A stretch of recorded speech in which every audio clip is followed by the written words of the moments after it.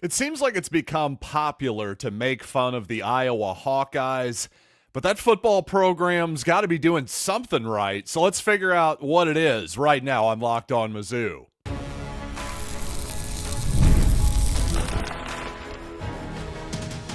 You are Locked On Mizzou, your daily podcast on the Missouri Tigers. Part of the Locked On Podcast Network, your team every day.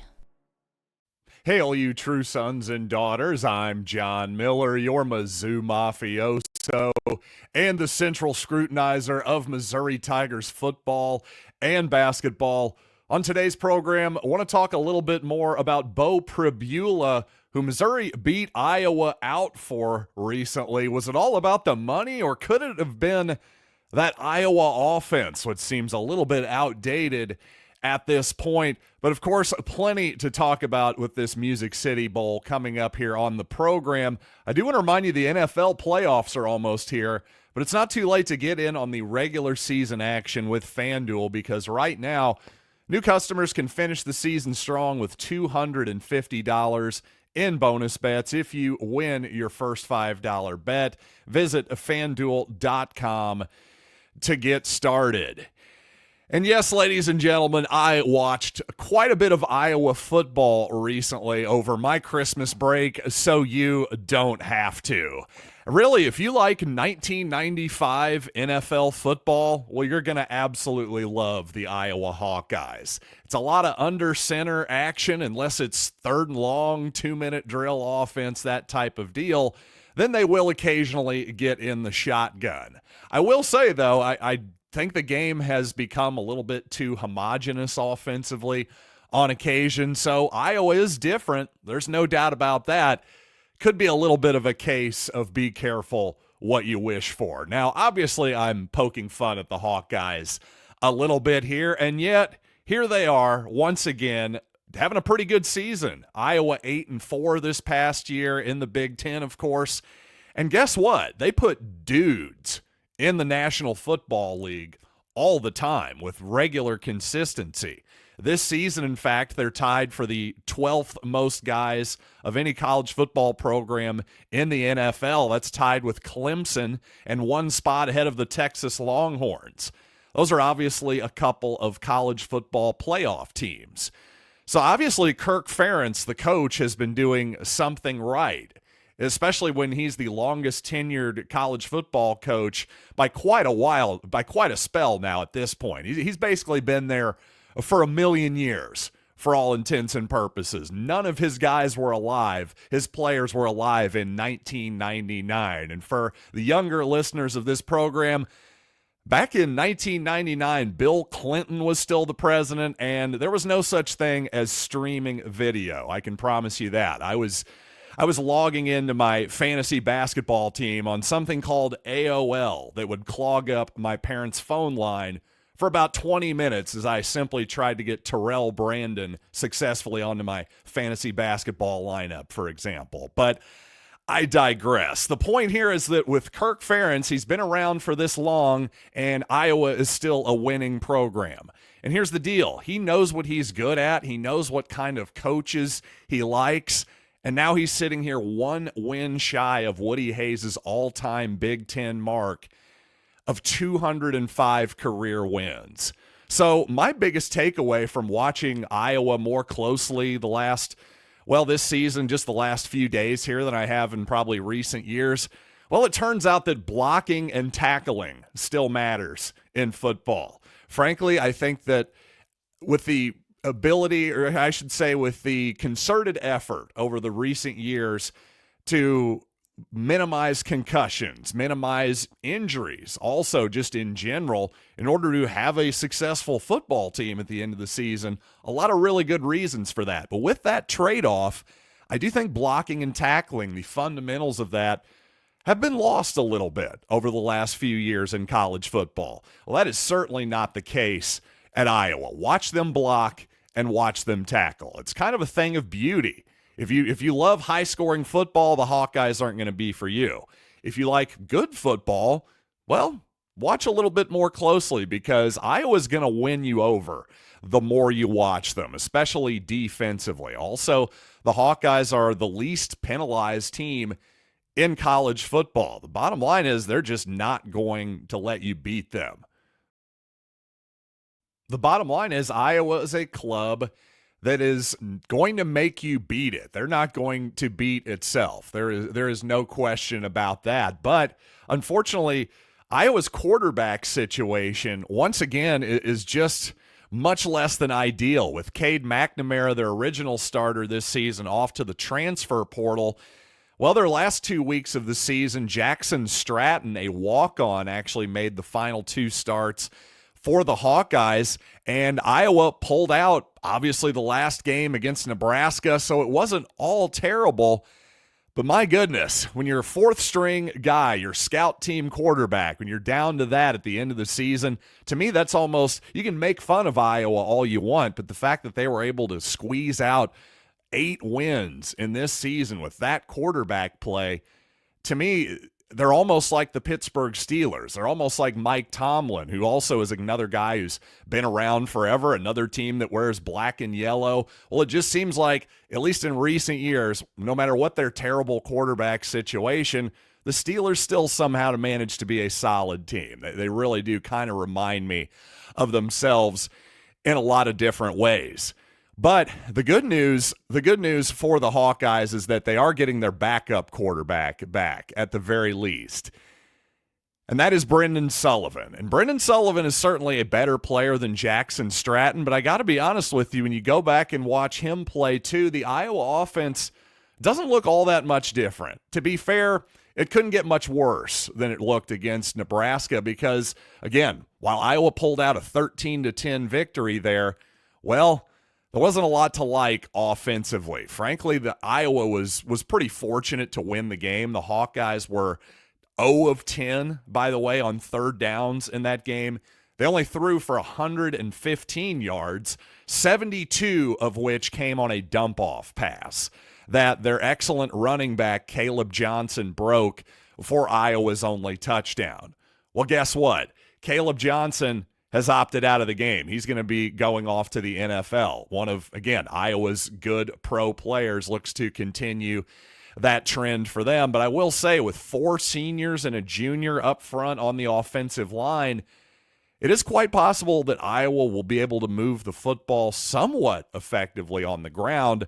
However, I will say, especially in that Nebraska game, the Cornhuskers really stuffed the Iowa run. I mean, the game plan couldn't be more obvious. Put 8 guys in the box and force Iowa to throw the football. And other than that 70-plus yard dump off, once again, the pass to the running back in the flat, well, the plan could not have worked better for Nebraska. Unfortunately, late in the game, they had a drop that easily could have won it for them and muffed a punt at a key moment deep in their own territory as well. So, again, Iowa showing that in a game where they didn't make any turnovers, I don't remember them ever committing a penalty. Sure, it was a real struggle the entire game offensively, but at the end of the day, they came home with a W. This Kirk Ferentz guy may know what he's doing. And unlike Kirk Ferentz, Eli Drinkwitz is still relatively early into his head coaching career. And yet, despite that difference there, both guys really seem like they're at their wits' end with the current structure of college football. So with that in mind, I am going to update you on Missouri's standing in the transfer portal coming up here in just a little bit. But first, did you know Rocket Money can help you find any subscriptions you forgot about or that you were even paying for twice? That definitely happened to me. I had a few subscriptions I didn't even realize I was still paying for, and Rocket Money made it so easy to track them all down. It's like having a personal assistant for your finances. Rocket Money is a personal finance app that helps find and cancel your unwanted subscriptions, monitors your spending, and helps lower your bills so you can grow your savings. It brings everything together in one place, whether it's subscriptions, your spending habits, or even the goals you want to hit. This year, Rocket Money has over 5 million users and has saved a total of $500 million in canceled subscriptions, saving members up to $740 a year when using all of the app's premium features. For me, I think the best feature by far is the subscription tracker, because with all the different emails that I have these days, that alone makes it hard to keep track of everything. Now, what do I have, this streamer with, that streamer with? Honestly, cancel your unwanted subscriptions and reach your financial goals faster with Rocket Money. Go to rocketmoney.com/lockedon today. That's rocketmoney.com/lockedon, rocketmoney.com/lockedon. So as far as what Missouri has added in the portal and what it still needs, from my perspective, I think the Tigers have done quite well at the offensive skill positions. I like Beau Prebula, the quarterback from Penn State, as you know. I think he's actually the rare high floor and high ceiling player. In other words, I think at the very least you can run a run-heavy offense around Beau Prebula. I think that's the worst case scenario. But best case scenario, his significantly talented legs and arm vault him into a higher status in the entire Missouri offense. Again, I think he's got a really high ceiling, and apparently all the scouts out there for the most part agree with that assessment. As far as Ahmad Hardy goes, the running back transfer, I think he's a perfect fit for Missouri's outside zone scheme. He's shown he can do it at his previous stop at Louisiana Monroe, and I think he's a really exciting, explosive player to watch, just based on what little I've seen from him on the internet, on a game or two here and there. He's an exciting player, and so is Kevin Coleman, who should be, certainly I'm not expecting him to be Luther Burden III, but he can definitely do a pretty good imitation in the slot, a similarly sized player, a similar skill set in some ways. I think Burden is a much superior, higher ceiling type of player. But don't get me wrong, Coleman is really good in his own right, too. He's already proven that he can be a really high-level productive player in the SEC. So that's as good of an addition at the wide receiver position as I could have possibly expected. I think obviously Missouri is good to go at those three spots in the portal. I would say the same thing about linebacker and safety as well. At safety, Mose Phillips from Virginia Tech in particular. And I would say Jeremiah Trotter's son from West Virginia, another guy who's just really productive, one of West Virginia's best players. Well, Missouri apparently was able to pluck him out of Morgantown. On the downside, I would say, on the other hand, nothing against either of the two offensive linemen that Missouri have signed so far. Dominic Gaitis, I'm not sure if I'm pronouncing that correctly, from formerly of Michigan, and then Keegan Trost, formerly of Wake Forest. It's just that Missouri has a lot to replace there. I think Missouri's probably going to have to take another lineman or two in the portal for depth. At the very least, Missouri knew it was going to lose a couple guys to graduation. Well, Armand Mimbu heading off to the NFL obviously threw a bit of a wrench into things as well, I would think, for the Tigers. So I think offensive line depth is going to be so important this year, for as much as I've talked about the quarterback position, because, well, that is always the most important position when you get right down to it. And it's the one fans like to talk about the most. But I think offensive line, I think it's going to be critical next year. How Missouri does in the portal here, how it develops its younger players that are still on the roster currently, some combination of that. All I know is replacing Mimbu and Cameron Johnson, who are pretty high-level players, Mimbu in particular, but Cameron was very thought of highly as well. It's not going to be easy for the Tigers. It's definitely not. And also, Missouri has mostly struck out, I'd say 100% struck out at cornerback so far in the portal. On the good side, though, on defense, the defensive end spot looking pretty good, especially as I look into it even further. I know the recruiting sites like Nate Johnson of App State. Hey, we've done well with App State guys before, Nate Noel in particular. But now that I looked a little bit further into Huntsville's Langdon Kitchen, well, I realized that he also visited Iowa and Wisconsin. So the former Northwest Missouri State player That's much more encouraging. I needed to do more work into his profile, and just the fact that those Big Ten schools, including our Music City Bowl opponents, were after Langdon Kitchen, well, that gives me a lot more optimism about his profile. Frankly, at first, because he comes from Northwest Missouri State, a local guy, I thought, oh, is this a preferred walk-on situation here? But certainly seems like he's a scholarship caliber player, without a doubt. And on special teams, the Tigers took a punter from Stanford, but so far no place kicker. So I'm betting that Blake Craig is going to be your starting kicker next season, one way or the other.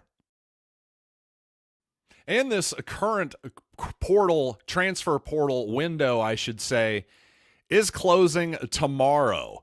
But it opens up, at least for Missouri and Iowa players, for 5 more days after the bowl. That remains true for everyone in bowl season. So you're going to have some sort of staggered people entering the portal as the weeks go along here. But it is starting to slow down the activity a little bit. And I'm sure Kirk Ferentz and Eli Drinkwitz both are saying, thank God, because this month of December has just become complete madness. The season is obviously still ongoing. The high school national signing day is in this month now, the early signing period, which has become the major signing period here in recent years.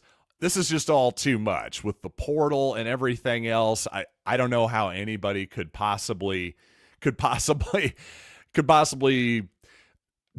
deal with all of these different factors here in 1 month. Again, as the season is going on for many of these teams, at the very least, you're going through bowl practices and preparation still. Well, it's even harder, I would think, for the teams in the college football playoff, especially the ones who keep advancing. I know we're not going to cry tears for Ohio State and Georgia and those type of teams just yet. But I do think it's interesting that Kirk Ferentz, who is obviously the consummate veteran, Eli Drinkwitz, more of the younger guard, a guy in his early 40s, they just both seem at their wits' end with this. So at a certain point, somebody's got to figure something out, or all of these coaches are going to completely pull their hair out. So hopefully the Tigers get a win in Nashville on Monday. And boy, is this game kind of snuck up on me. Does it feel that way to you too, with the Christmas holiday and everything? And of course, the transfer portal being such a focus, it does feel like the Music City Bowl has snuck up on me here. But I'm starting to get psyched for it, no doubt about that. But Missouri has already gotten a win over Iowa this offseason. But did the Iowa Hawkeyes lose Prebula because of NIL? Is that it? Is it just all about the money? Or maybe it was a little bit of the offense too. Let's talk more about Prebula and a little bit more about the Hawkeyes here in just a second. But first, the NFL playoffs are almost here, but it's not too late to get in on the regular season action with FanDuel, America's #1 sports book. Right now, new customers can finish the season strong with $250 in bonus bets if you win your first $5 bet. FanDuel has so many ways to pick up a W. And I got to say, my favorite one right now, maybe betting the Missouri-Iowa under. At 40.5 is the total. That's as low as it gets right now in the bowl slate remaining. But I don't think that's low enough. The thing with Eli Drinkwitz is, hey, he likes to be conservative and run the football and run the clock sometimes too. So I don't see this one getting to 40. I really don't. But just visit FanDuel.com to join today. That's FanDuel.com for your chance at $250 in bonus bets. Make every moment more with FanDuel, an official sportsbook partner of the NFL. So did Iowa lose Beau Prebula to Missouri solely because of NIL money? Well, I got to think it was a little bit of both, a little from column A and a little from column B. Column B, of course, being the Iowa offense, which I don't know. If you're an NFL tight end, if you're a tight end that has NFL aspirations, I should say, then clearly Iowa is the place to go with alums like George Kittle and Sam Laporta and TJ Hawkinson. These type of big name guys that if you watch the NFL every Sunday, you're very much aware of. But at the quarterback position, I'm just not quite seeing the development, at least not as I'm seeing at other positions. And here's the God's honest truth, though, is that there is probably a little bit of truth to the NIL portion as well, despite the fact that Kirk Ferentz somewhat downplayed that factor recently. Well, Iowa's basketball coach certainly didn't a few months ago when Tony Perkins transferred from Iowa to Missouri. He basically openly said, hell, we couldn't afford him. That's all there is to it.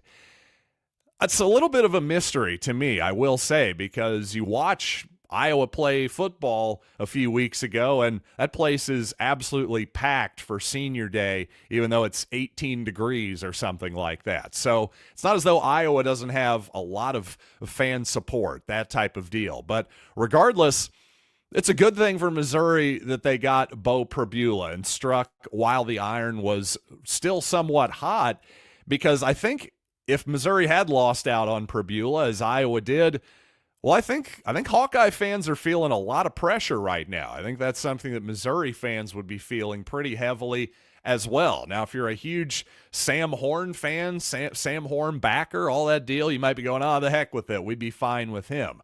Maybe Horn will come out and ball out and do great things for the Tigers next year. But as I've maintained, I just don't think you can rely on Horn, on Matt Zollers, a true freshman coming off an injury, and just whatever quarterbacks are still remaining on the roster with Aiden Glover deciding to transfer as well after 1 year with the Tigers. I just don't think you could go into the 2025 with that as your quarterback room. As Kirk Ferentz said about Iowa, if we don't go into the quarterback transfer portal market, we're being not responsible to our roster. And I think Missouri would be irresponsible to not get a quarterback in this cycle too. The problem is, again, it would have been a problem if Missouri had say, well, let's see what Fernando Mendoza thinks. Who knows? He ended up going to Indiana. If Missouri had waited too long and then Prebula decides to go to Iowa, now you're left without either one of them. At that point, I think Missouri would have been in panic mode. What were the good options left at that point? So that already, frankly, even more so than the Music City Bowl in terms of just Missouri's outlook for 2025, Iowa's outlook for 2025. The Prebula thing was probably a bigger win for Missouri than the Music City Bowl even possibly could be. And thanks, as always, for making Locked On Mizzou your first listen today. For your second listen, check out the Locked On SEC podcast. And I got to be honest, I need to get back on the squad. I've missed it the last 2 weeks, and I truly have missed being on there. So find the Locked On SEC on YouTube or wherever you listen to audio podcasts. So until next time, I am John Miller, and this has been Locked On Mizzou.